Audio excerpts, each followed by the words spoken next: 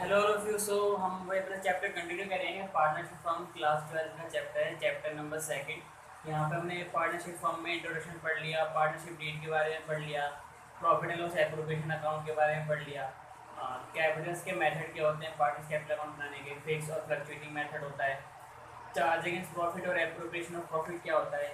आप मेरी previous videos को पहले देख ले, उन वीडियोस में आपको काफ़ी अच्छी इन्फॉर्मेशन मिल जाएगी, क्योंकि उसके बाद ही आप पास एडजस्टमेंट अच्छे से समझ पाएंगे। या फिर आपने अगर अदर कहीं किसी वीडियोस या बुक से ऑलरेडी ये सारे टॉपिक्स पढ़ रखे हैं तो भी आप पास एडजस्टमेंट समझ सकते हैं। अच्छा, आप लोगों को याद होगा, आप लोगों ने क्लास 11 में रेक्टिफिकेशन ऑफ एरर पढ़ा था।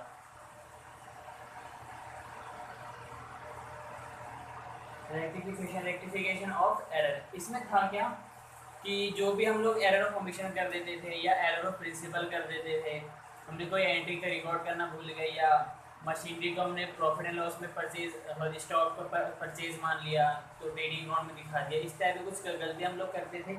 तो यहाँ पे भी हम एरर की ही बात करेंगे, उसे रेक्टिफाई करेंगे, बट ये रेक्टिफिकेशन ऑफ एरर से थोड़ा अलग है। वहाँ पे भी हम लोग एरर को ठीक करते थे, यहाँ पे भी एरर को ठीक करेंगे, बट वहाँ पे जो एरर होती थी वो आपके एरर ऑफ ओमिशन होते थे, एरर ऑफ प्रिंसिपल होते थे, फाइनेंशियल स्टेटमेंट में गलतियाँ होती थी, उसे हम रेक्टिफाई करते थे बस। लेकिन जो हम पास्ट एडजस्टमेंट बनाते हैं वो कौन से एरर को ठीक करने के लिए बनाते हैं, पार्टनरशिप डीड में।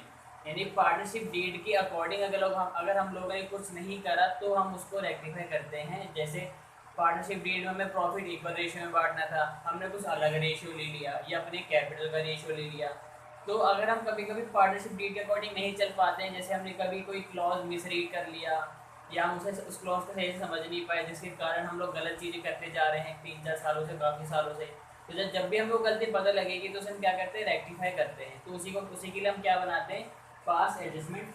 तो पास एडजस्टमेंट कोई आपका अकाउंट नहीं, कोई लेजर अकाउंट नहीं है, ये आपका एक वर्किंग नोट है। ये वर्किंग नोट है, यहाँ से आप एक अमाउंट निकालते हैं, वो अमाउंट से आपको पता लगता है कि हाँ आपको इस अमाउंट से एंट्री पास करनी है। यानी कि कुल मिला के जो आपका इस क्वेश्चन का सॉल्यूशन होगा वो एक सिंगल एडजस्टमेंट एंट्री होगी।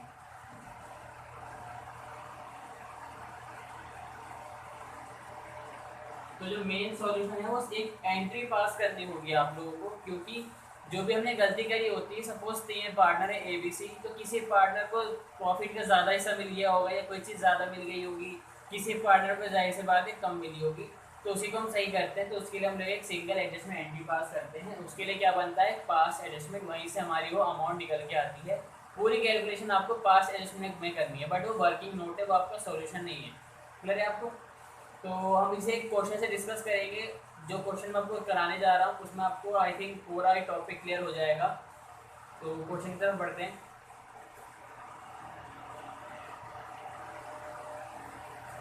जी, तो क्वेश्चन पढ़ देता हूँ आपके लिए। क्वेश्चन क्या है, PQ and R partners in a firm.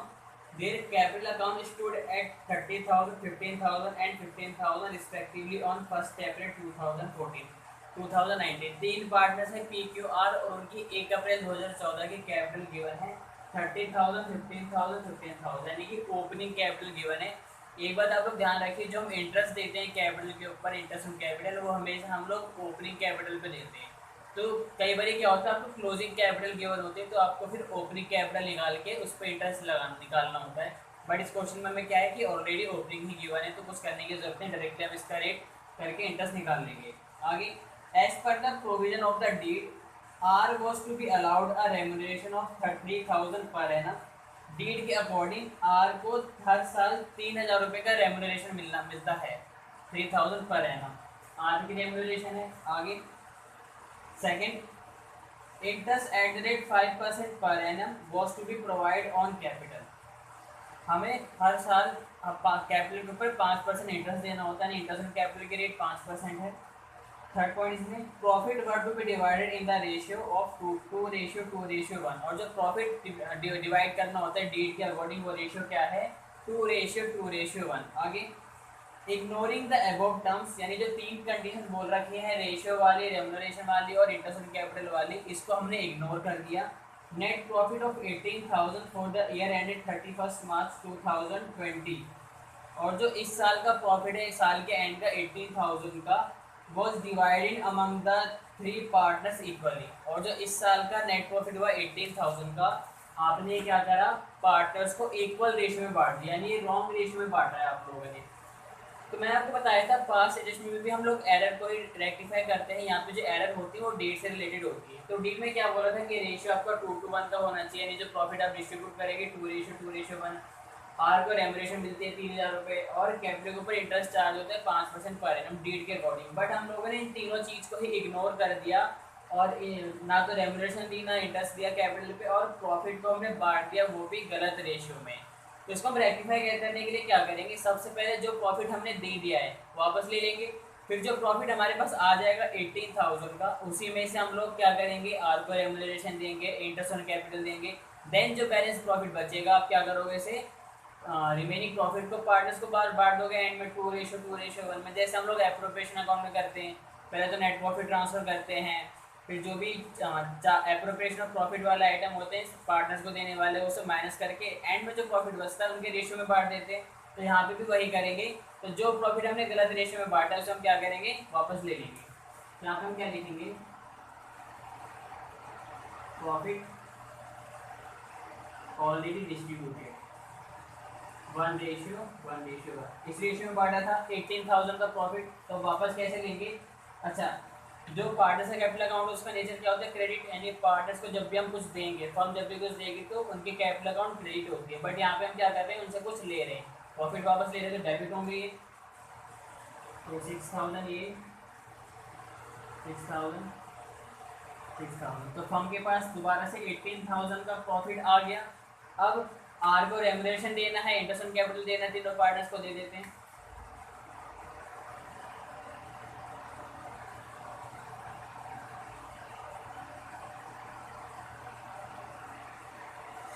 तो अब आर को कुछ मिल रहा है तो आर क्रेडिट हो जाएगा, और फर्म में से क्या हो जाएगा, इतना अमाउंट डेबिट हो जाएगा, जैसे profit and loss appropriation account में करते हैं।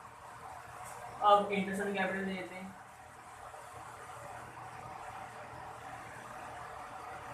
तो इनकी कैपिटल आपको ओपनिंग गिवन है, तो इनका ऐसे नॉर्मली आप 5% निकाल लीजिए।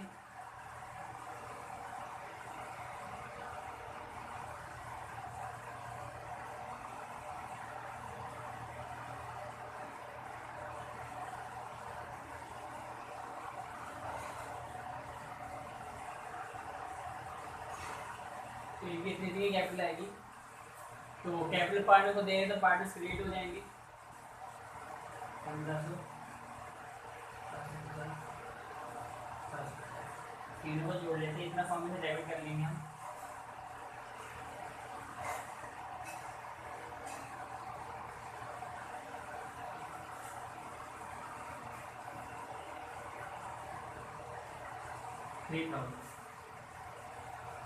थ्री थाउजेंड पे डेबिट हो गया। अब जो चीज़ें अभी हमने क्या करा, जो प्रॉफिट गलत रेशियो में बांटा था वापस ले लिया, और जो चीज़ें देनी थी वापस हमने आर के रेमुनरेशन दे दिया और इंटरेस्ट कैपिटल दे दिया पार्टनर्स को। अब हमारे पास प्रॉफिट कितना बच रहा है, 18,000 माइनस 6,000, 12,000 का। तो इस 12,000 का हम लोग क्या करते हैं, उनके प्रॉफिट शेयरिंग रेशियो में बांट देते हैं। तो क्या प्रॉफिट शेयरिंग रेशियो इक्वल है, नहीं, हमने रेशियो भी गलत बांटा था। तो जो एक्चुअल रेशियो जिसमें हमें बांटना वो क्या है, 2:2:1। तो 12,000 को हम किस रेशियो में बांटेंगे, 2:2:1।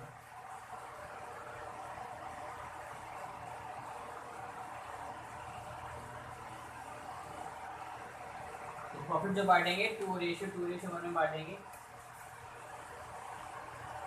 तो 12,000 यहाँ से डेबिट कर देते हैं, क्योंकि फॉर्म तो आपका क्लोजिंग हो जाएगा बराबर।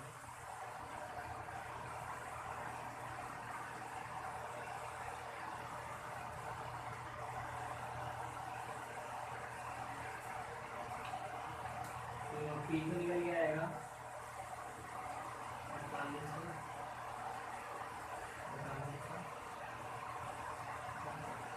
लड़े आपको यहाँ तक, अभी इन तीनों को हमने प्रॉफिट बांट दिया, जो रिमेनिंग प्रॉफिट बचा तो फॉर्म इक्वल हो गया। अभी इनका भी टोटल कर लेते हैं। इसका टोटल आएगा 6,000,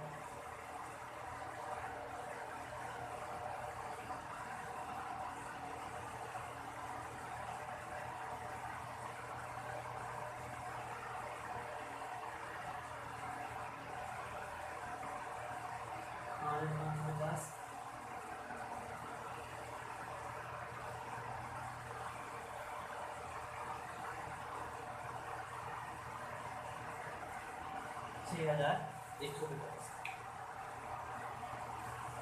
अब आप लोगों को क्या करना है, इन सब का हमने जो टोटल आंसर कर दिया, फॉर्म का तो बराबर हो गया, फॉर्म में कोई दिक्कत नहीं है। अब जैसे पी का देखते हैं, डेबिट साइड आ रहा है 6000, क्रेडिट साइड आ रहा है 6300। तो जो साइड ज़्यादा आएगी वही आपको क्या लिखना है, बैलेंस लिखना है। 300 रुपये क्रेडिट, क्रेडिट साइड क्योंकि आ रहा है बैलेंस, ये दोनों का डिफरेंस कितना है 300। जो साइड ज़्यादा होगी उसके नीचे आपको लिखना है 300, और एक क्रेडिट वाला है तो क्रेडिट। ऐसे ही इसमें देखिए कितना ज़्यादा आ रहा है 450 difference.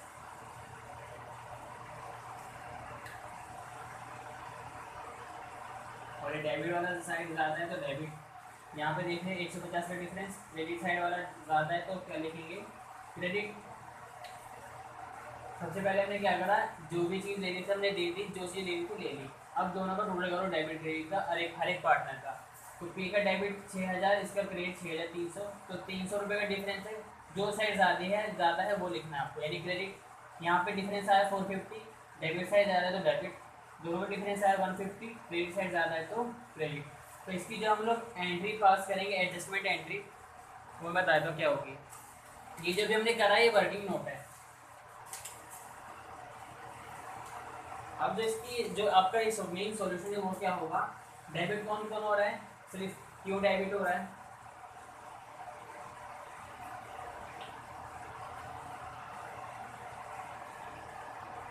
Use capital account debit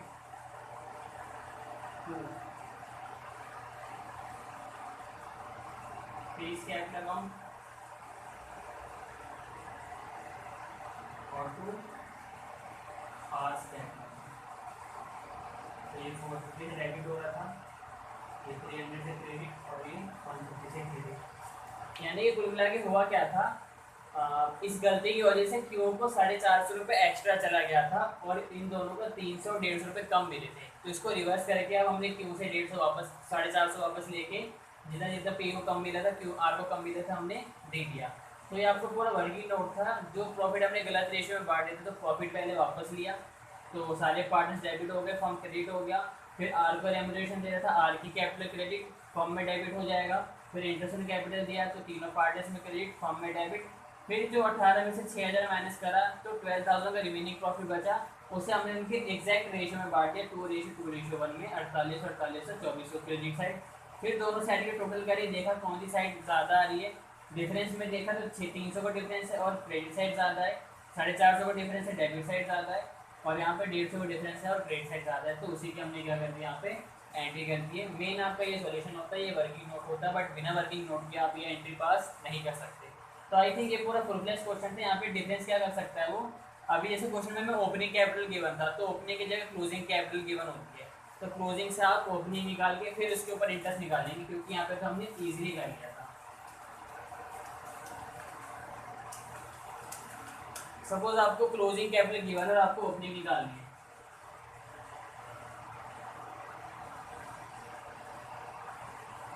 closing capital से आप लोगों को ओपनिंग निकालनी है। जब ओपनिंग कैपिटल गिवन होती है, सपोज ओपनिंग आपने स्टार्टिंग में 100 रुपये लगाए, ठीक है, फिर इस साल आपको कुछ प्रॉफिट हुआ तो हमने 50 रुपये का प्रॉफिट जोड़ दिया। आपको 10 रुपये का इंटरेस्ट कैपिटल मिला, आपने वो भी जोड़ दिया, क्योंकि ये सब चीज़ें जुड़ती है, इससे हमारा कैपिटल इंक्रीज हो जाता है। ये ओपनिंग कैपिटल है। और आपने कुछ ड्राइंग करी 30 रुपये की, तो ड्राइंग हमने माइनस कर दिया। आपने इंटरेस्ट ड्राइंग जब कर दो तो इंटरेस्ट भी लगता है, सपोज 5 रुपये का इंटरेस्ट लगा है,